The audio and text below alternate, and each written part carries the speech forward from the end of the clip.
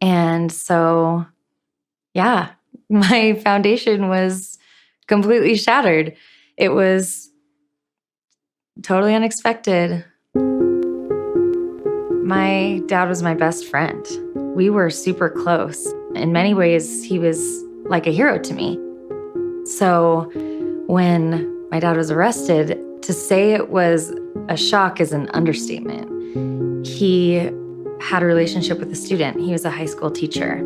He betrayed what he had always taught me and who I thought he was. I felt a lot of shame in the beginning because it was all over the news, and I somehow felt like his actions were a reflection of me. It's really hard to put into words, honestly, the shame that you feel. I felt for a long time like I didn't want to keep going. I was just exhausted. I was mentally, emotionally, physically exhausted, and I didn't want to leave the house. I didn't want to do any of the things I was responsible for.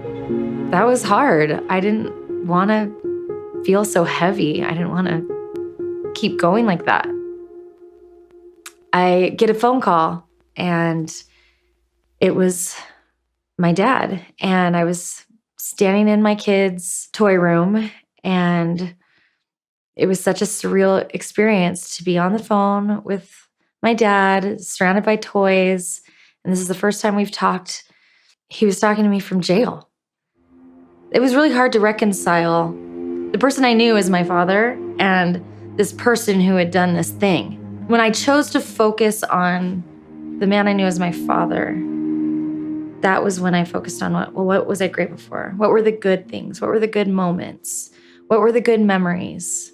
I can get back this family vacation, and I can get back this performance that I was in that you came to. I can get back this time I sang with you in church, and I can get back this book that we talked about. I can get back all of the good and not focus on the bad, because that was miserable. Having the foundation of the gospel in my life growing up as a kid, I was taught to love. I was taught to forgive.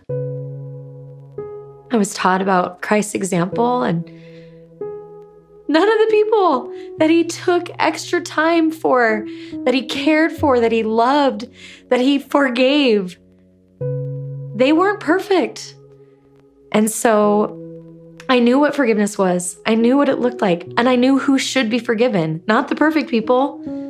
The people that are forgiven are the people that are making big, giant mistakes. And little ones. I mean, he forgives all of us, which is so amazing. But if I didn't have a relationship with my Savior when this happened, my suffering would have been deeper, and it would have been longer. Forgiving him doesn't mean that you're okay with his actions. It means that you're not going to dwell on his actions and focus on his actions and define him by this one action. It takes time to forgive. It wasn't instant. It was a different process for each of us. I think that's the key word. It was a process. It took actual work to get to a place of forgiveness. It didn't just happen because time had passed. And that might happen for some people. For me, I didn't want to wait, hoping that someday I'd feel it, because it felt heavy.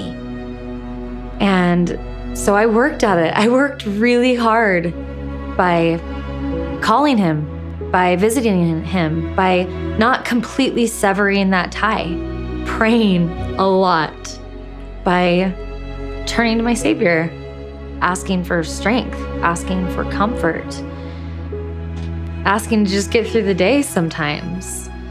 I would pray to see the good and to, recognize what I was grateful for.